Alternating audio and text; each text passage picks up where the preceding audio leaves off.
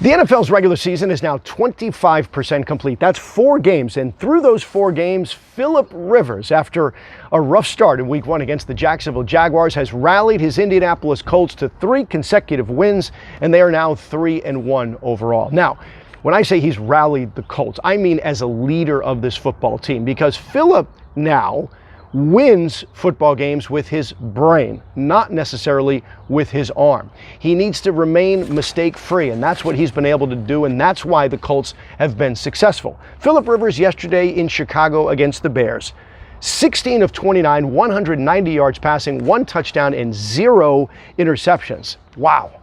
That is not a line we're used to seeing. Philip in the past has thrown the ball for 400 yards and 4 touchdowns, and many times in losing causes. But of course, Philip will be 39 years old on December 8th. And now with this team around him that is a complete team, and believe me, if you have not been paying attention, the Indianapolis Colts may be the most complete team in all of football. And the good thing is they've got a smart quarterback in Philip Rivers that realizes that. Here's the winning formula for the Colts. Run the ball over 30 times a game. Win the turnover battle. Do not turn the football over. Win the time of possession, and then let your defense close the deal. In their 3 previous games, 3 wins, I should say specifically, 11 points given up to the Vikings, 7 points given up to the Jets, and 11 points allowed to the Bears. That's a winning formula, and that's how the Colts are going to be successful, and that's why I think the Colts will be a playoff team this year. So far, they're allowing 236 yards per game allowed to their opponents. That is by far the best in the NFL. In fact, there are only 3 National Football League teams allowing fewer than 300 yards per game. So this marriage between Philip Rivers and the Indianapolis Colts has been a perfect one so far. They figured some things out in Week 1, and now with 3 straight wins, they can head into Cleveland and take on the Browns this coming Sunday. This is going to be a great game to watch because just like the Colts, the Browns had a rough start, got smashed by the Baltimore Ravens in week number 1. They've reeled off 3 consecutive wins, putting up 49 points on the Cowboys yesterday in that big victory. So next week, 2 3-1 teams going toe-to-toe in Cleveland. Philip Rivers and the Colts against Baker Mayfield and the Cleveland Browns. Now, before I say so long, one thing I like to do on Mondays is take a look back at the rating sheets for Sunday. It kind of looks like this, and I scribble some notes on it.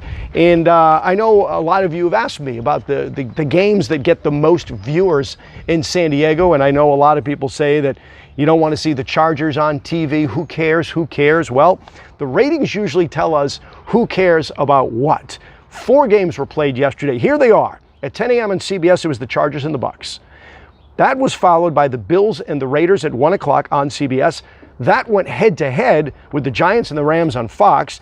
And then the late game, Sunday Night Football, was the Eagles and the 49ers. So you had 3 California teams going at it.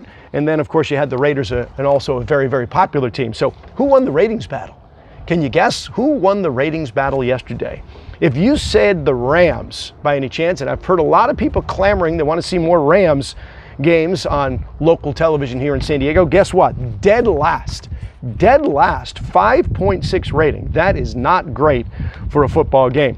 Coming up second to last was the Bills and the Raiders. That was the afternoon game on CBS. That had an 11.2 rating.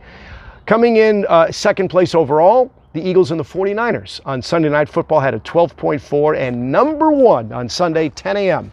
on CBS, the Chargers and the Buccaneers, a 15.5 rating. That means 15.5% of all television homes here in San Diego were watching that game, the Chargers and the Bucs. We have roughly 1 million television households here in San Diego.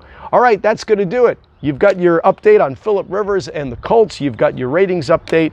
Have a great week, everybody. And lastly, of course, go Padres. Beat them Dodgers.